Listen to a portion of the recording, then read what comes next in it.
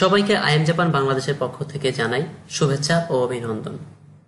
আজকে আমাদের এই ভিডিও টিউটোরিয়ালের উদ্দেশ্য হলো আপনারা যারা আইএম জাপান বাংলাদেশের প্রশিক্ষণার্থী রয়েছেন তারা যখন সেন্টার থেকে কোর্স শেষ করেন এবং জাপানে অবস্থানরত কোম্পানিতে প্রশিক্ষণ গ্রহণ করার জন্য চুক্তি স্বাক্ষর করেন তখন চুক্তিনামা কিভাবে লিখবেন বা প্রস্তুত করবেন সে সম্পর্কে বলা হবে।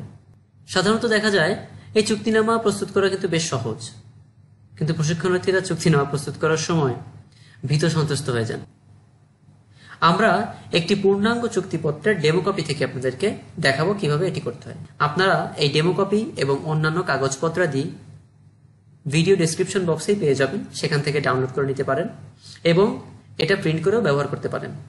তো আপনারা যখন এই ডাউনলোড করে প্রিন্ট করে ব্যবহার করবেন তখন 2 সেট করে প্রিন্ট করবেন।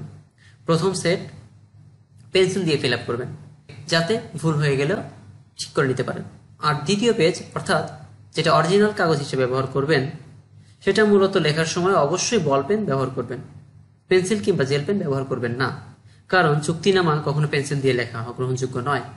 এবং আপনি যদি জেল পেন দিয়ে লেখেন তবে কাগজের পেছনের সাইডেও লেখাটা বসে যেতে পারে, এজন্য অবশ্যই আপনি বল পেন দিয়ে ফিল আপ করবেন। আপনি কন্ট্রাক্ট পেপারে যত ইনফরমেশন প্রদান করবেন সমস্ত ইনফরমেশন আপনার পাসপোর্ট অনুযায়ী হতে হবে।